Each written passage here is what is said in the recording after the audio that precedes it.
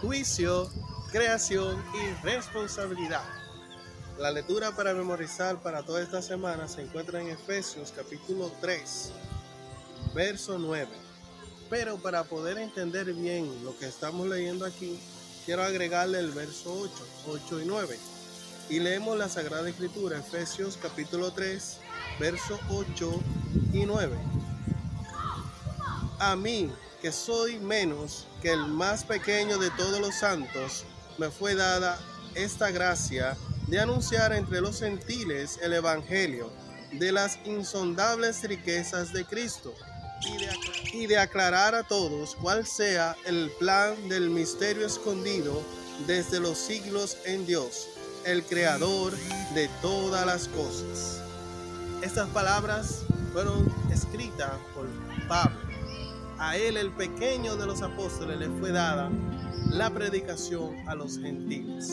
Vamos a ver en este día esos principios básicos que Dios tiene de juicio, creación y responsabilidad. Vamos a orar. Padre nuestro que estás en el cielo, gracias porque para siempre es tu bondad y tu misericordia. Suplicándote en esta hora que tu Santo Espíritu toque nuestros corazones y que podamos entender tu palabra y ponerla en obra. Es en el nombre de Jesús. Amén. Amén.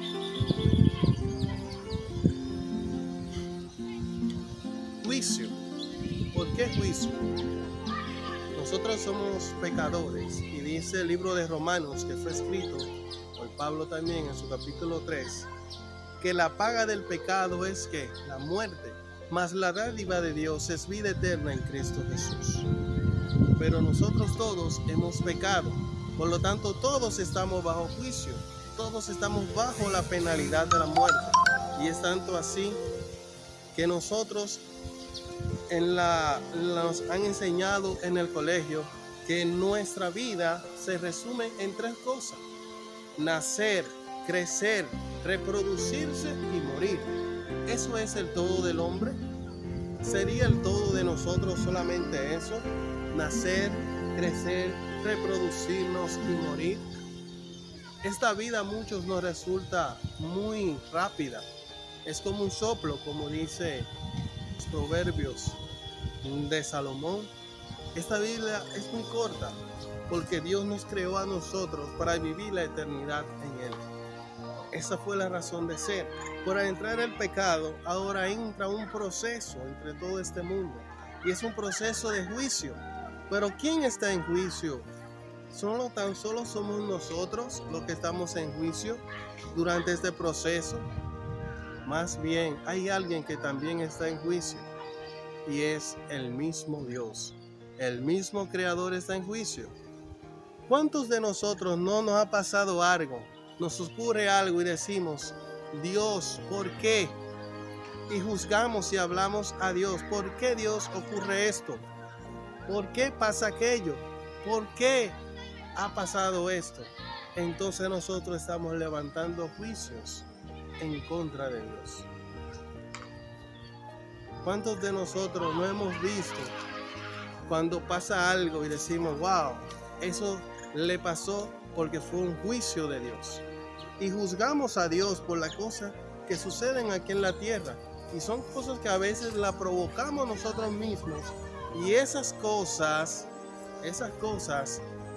son juicios y realmente no son juicios de Dios, sino que son las consecuencias de nuestros actos. Si yo corro de manera alocada y tropiezo y me caigo y me pelo las rodillas, no puedo culpar a Dios por eso, porque fue por yo correr de manera desorganizada o de manera alocada. Y si me caigo y me golpeo, yo soy el culpable. Es lo que le pasó a la humanidad. Pero el juicio de Dios comienza en el cielo. El juicio de Dios comienza en el cielo, porque el principal de los ángeles se levantó contra Dios. Ese principal de los ángeles se levanta contra Dios y quiere tomar el lugar de Dios. Es aquel ángel llamado Lucifer. Y ahora él comienza a levantar juicios contra Dios. Y en esos juicios contra Dios, allí estamos afectados tú y yo. En el mismo libro de Apocalipsis nos dice que hubo una gran batalla en el cielo. Luchaba Miguel y sus ángeles contra el dragón, refiriéndose a Jesús. Luchaba contra el enemigo. Y no se halló más que lugar para el enemigo o Satanás, la serpiente antigua, allá en el cielo, y fue arrojado a la tierra, y con él fue arrojado una tercera parte de los que estaban en el cielo. Esto quiere decir que de cada 3 ángeles, un ángel le creyó a Satanás. Ahora, ¿quién está en juicio? Dios está en juicio. ¿Y qué es lo que se juzga de Dios? Su ley. Estamos juzgando la ley de Dios. Nosotros los seres humanos tenemos en tela de juicio la ley de Dios. Era lo que decía el enemigo allá en el cielo. ¿Es la ley de Dios justa? ¿Son justos esos 10 principios que Dios nos dio? ¿Realmente esos 10 principios son justos? ¿Es Dios justo al hacer esto? ¿Podemos nosotros confiar en esa ley de Dios? ¿No es Dios arbitrario? ¿No nos está pidiendo Dios que no hagamos muchas cosas? ¿Esas cosas no nos harían feliz? Esas fueron las preguntas que Satanás puso en las mentes de los ángeles, y una tercera parte se confundió y decidió desobedecer a Dios y su principio y hacer un reino aparte. Y allí comenzó lo que es un gran conflicto universal a través de todos estos tiempos. Pero Dios, que es un Dios creador,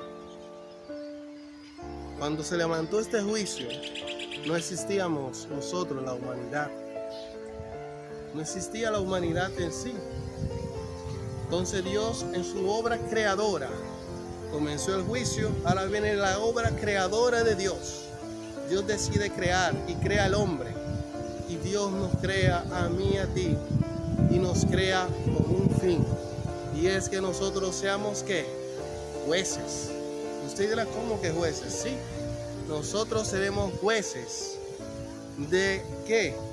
Nosotros tenemos que declarar que la obra de Dios es buena, que la ley de Dios es buena, que el día que Él apartó para ser adorado es bueno y es merecido, porque Él es ¿qué? El creador. Y ese día, como vimos ayer, no se apartó únicamente en la creación. Ese día estaba estipulado por Dios desde la eternidad y por la eternidad. Así como la ley de Dios es eterna, sus principios son eternos, porque son la ley del Creador. La ley es como eterna y por siempre existirá. La ley de Dios es eterna, así como Dios es eterno. Todo gobierno necesita tener leyes que regulan el cómo conducirnos dentro de este gobierno. Imagínense que en la República Dominicana no hubiera una ley de tránsito. ¿Cómo podríamos nosotros determinar quién hizo lo bueno y quién hizo lo malo si no hay una ley de tránsito? ¿Y cómo podríamos nosotros juzgar sin ley? La ley es buena y es perfecta y es utilizada ¿para qué? Para designar qué es bueno y qué es malo. Yo no conocería lo que es pecado sino porque la ley me lo está mostrando. Pero la ley no me justifica delante de Dios. Somos salvos única y exclusivamente por gracia. Por el sacrificio que Jesús hizo en la cruz del Calvario, somos salvos. Ahora bien, hay una cuota de responsabilidad en cada ser humano que Dios ha creado.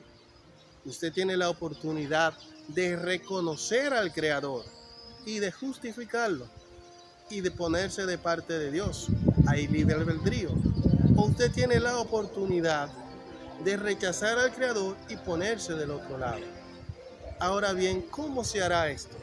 Y usted me dirá, en el tiempo de fin, que es este tiempo de pandemias, de problemas, que van a ir en aumento, dice la palabra de Dios, hasta que veamos a nuestro Señor venir en la nube de los cielos. En este tiempo del fin, hay una prueba de obediencia. En el jardín del Edén había una prueba de obediencia. Esa prueba de obediencia era el árbol del conocimiento del bien y del mal. que no podían tocar ni comer de su fruto, porque el día que de él tocaren y comieren, ¿iban a qué? Iban a morir. No murieron inmediatamente, pero murieron espiritualmente, y su cuerpo comenzó un proceso de degradación que concluyó con la muerte.